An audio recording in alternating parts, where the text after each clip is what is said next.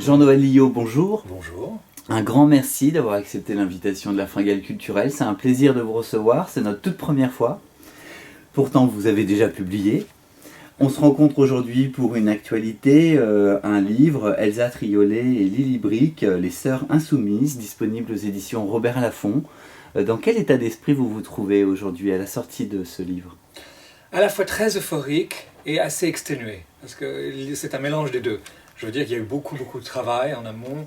C'est un livre lié à une conversation précise avec Martine Franck, la grande photographe, qui était la veuve d'Henri Cartier-Bresson. Et c'est elle qui m'a donné l'envie d'écrire ce livre, parce qu'elle avait photographié tous les protagonistes. Et elle est morte aujourd'hui, donc je ne pourrais pas le lui offrir. Donc voilà, et tout ça se bouscule. C'est entre grand bonheur et une certaine mélancolie aussi. Oui, c'est ça, vous ne pourrez pas lui offrir, mais il y a une très jolie pensée pour elle, quoi. Absolument, absolument. Et une photo pleine page. La photo qui est à l'origine du livre est en pleine page dans le cahier photo. Est-ce que ce fut une de vos motivations pour écrire sur ces sœurs ? Cette conversation ? Ouais. Oui, certainement. C'est un déclic. Je pense qu'à chaque fois, un livre est un cadeau qui est lié à des conversations.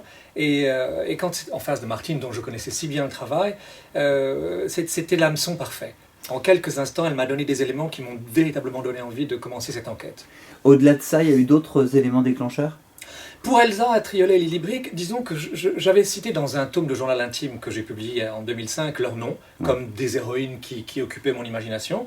Mais ça a été véritablement ça, le déclic dans le cadre de ce livre-là. Alors, vous nous parlez de ces sœurs, elles sont juste incroyables. Alors, Insoumises, je suis absolument d'accord. Ce sous-titre, vous voulez en parler ? Oui, Insoumises, parce qu'on est dans une époque où le politiquement correct fait des ravages. C'est une anesthésie générale.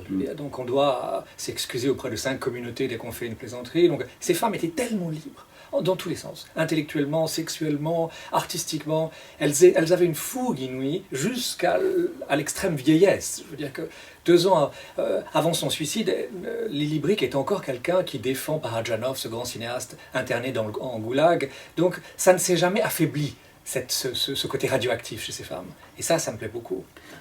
Oui, et puis elles ont aussi leur rencontre avec Vladimir Maïakovski et Louis Aragon. Oui, absolument. Alors ça, c'est vrai, vous avez parfaitement raison, parce que c'est l'histoire d'un quatuor. Il s'agit vraiment de l'histoire de Lily Brick et de Vladimir Maïakovski, le grand poète russe dont elle a été la muse et le grand amour, et d'Elsa et d'Aragon, aussi muse et grand amour. Et comment ces femmes se sont positionnées par rapport à ces deux génies. En même temps, dans le cas d'Elsa, c'était encore plus difficile, parce qu'elle est devenue écrivain. Elle est la première fois à avoir obtenu le prix Goncourt, de toute l'histoire du prix. Donc elle a dû véritablement s'imposer encore avec une ténacité encore plus grande.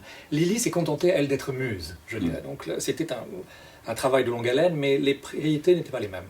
En travaillant ce livre sur ces sœurs, les sœurs Kagan, quel regard vous vouliez apporter ou proposer au lecteur ? C'est-à-dire que ça s'inscrit dans une continuité. Je suis de livre en livre, j'ai surtout consacré des biographies à des femmes, parce que je trouve qu'elles sont plus intéressantes. Madeleine Castin, par exemple Karen Blixen, Nathalie Palais, la javanaise, donc Toto Koopman, et de femme en femme, comme ça j'explore cette psyché féminine. Et là, c'était la première fois par contre que je faisais un portrait croisé, ce qui est une dynamique très particulière, surtout avec deux individualités aussi intenses. Et je voulais toujours proposer un certain regard sur le XXe siècle, toujours. Parce qu'en fait, c'est là, on commence avec la révolution soviétique, mais c'est aussi la guerre d'Espagne, la Deuxième Guerre mondiale, la guerre froide et les purges staliniennes, donc elles sont présentes sur tous les fronts.